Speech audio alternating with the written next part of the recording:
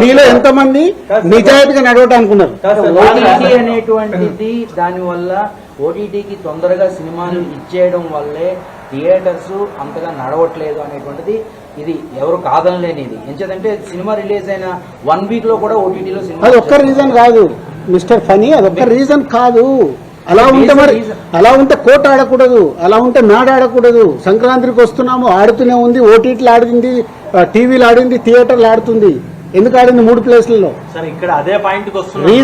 Reason not only 1 point, we have 5-6 points. Multiple problems ఉన్నాయి. థియేటర్కి ఆడియన్ని రాకుండా మన కలెక్షన్స్ తగ్గటానికి, ఫుట్బాల్ తగ్గటానికి మల్టిపుల్ ప్రాబ్లమ్స్ ఉన్నాయి.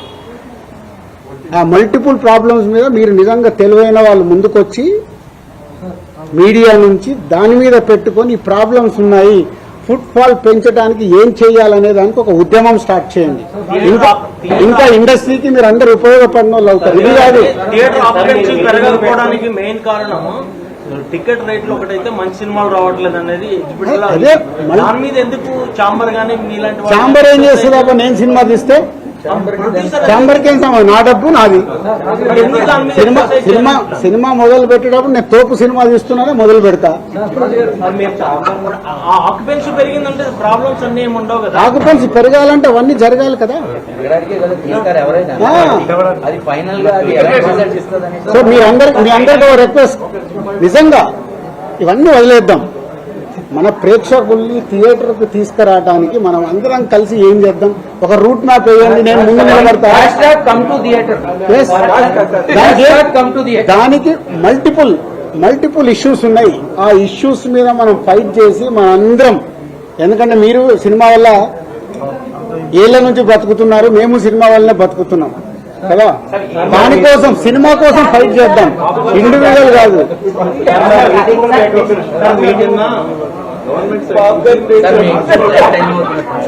గవర్నమెంట్ సైడ్ నుంచి వచ్చిన ఫస్ట్ నోట్ లో ఇక మీద ఏ చర్చలైనా ట్రేడ్ బాడీస్ రిప్రజెంటేషన్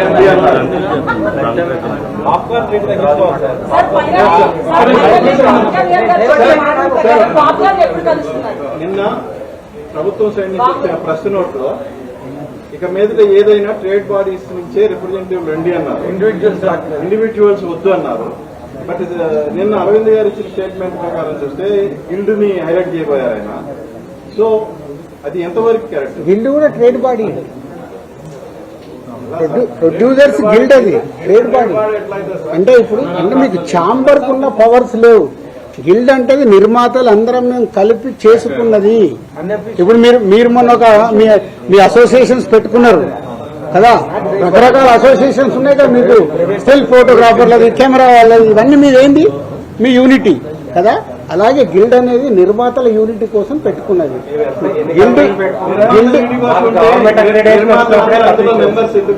అందరు మెంబర్స్ కాదు అక్కడ. ఇప్పుడు ఒక సినిమా తీస్తారు, వెళ్ళిపోతారు, 5 ఏళ్ల తర్వాత సినిమా తీస్తారు. కాబట్టి సినిమా తీసినప్పుడు వాళ్ళు మెంబర్స్ అవుతారు. గిల్డ్ ఫార్మాట్ అది. రెగ్యులర్ గా ఎంట్రీలు ఎగ్జిట్లు ఉంటాయి. వాళ్ళు సినిమా తీసేటప్పుడు మెంబర్ అయిపోయి సినిమా కంప్లీట్ చేసుకొని